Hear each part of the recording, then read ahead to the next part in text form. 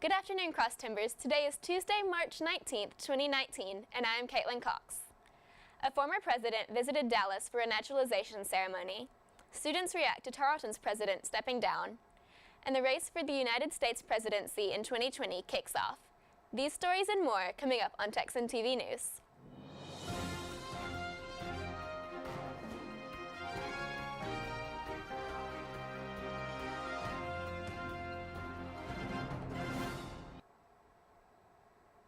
Tarleton's president, Dr. Dominic F. DeTavio, will be stepping down from his position August 31st.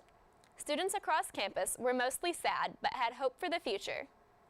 Sophomore Brendan Andrews said he was pretty surprised when he received the email about DeTavio, because he sees DeTavio himself as a Tarleton tradition.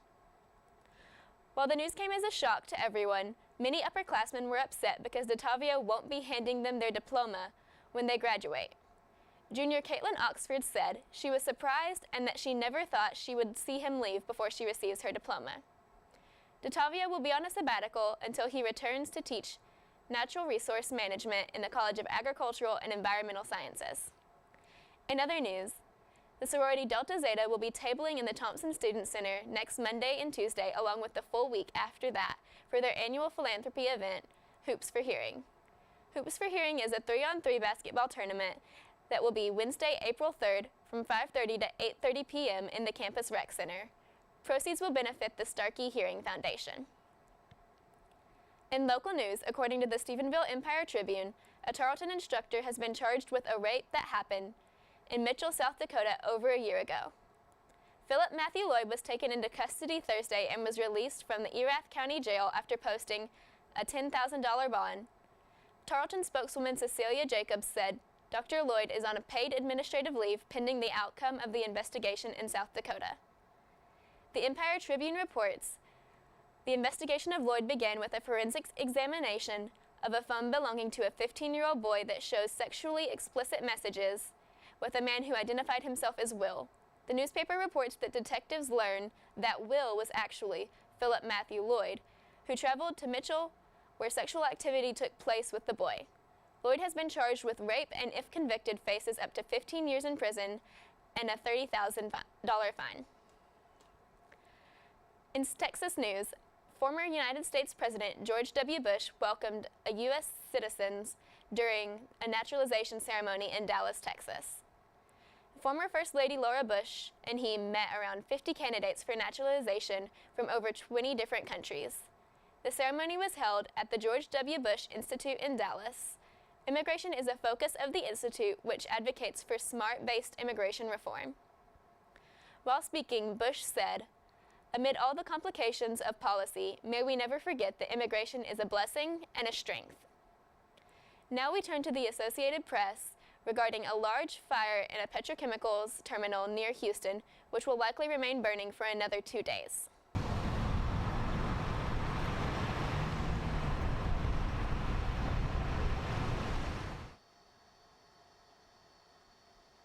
Emergency responders continue to work on controlling the fire using foam to prevent the fire from spreading. Although the risk of explosion is minimal, we continue to take precautions to reduce this possibility.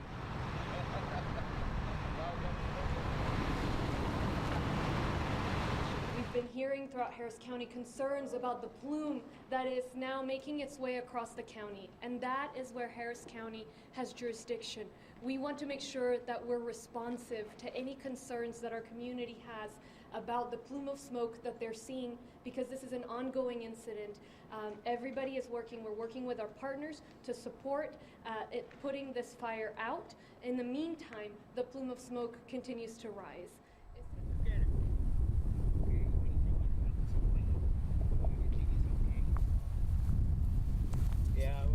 They sent him home from school, and he wanted to walk with me, so I came out of the house. I saw that it was no problem because the wind is blowing that way, and I see the smoke since yesterday. It's been blowing like that.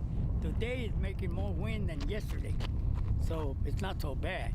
As long as the smoke don't come around this area, I guess we'll be okay. Maybe why do you want your shoe shirt? they shut down 225 and Beltway A, so there was no way of me getting to work. So I had to call the day off. They called me at 6 a.m. saying that they canceled school for the day. So I had to stay home. I mean, it really hurts me, I mean, financially, and it's unexpected, you know.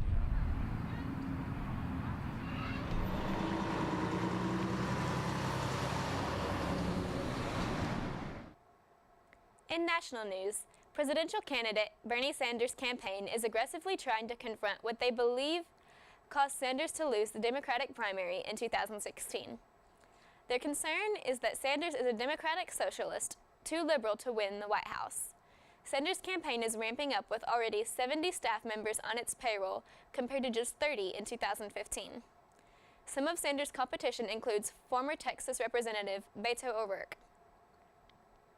In international news, New Zealand's Prime Minister, Jacinda Ardern, declared today that she will be doing everything in her power to deny the accused mosque gunman a platform for elevating his white supremacist views.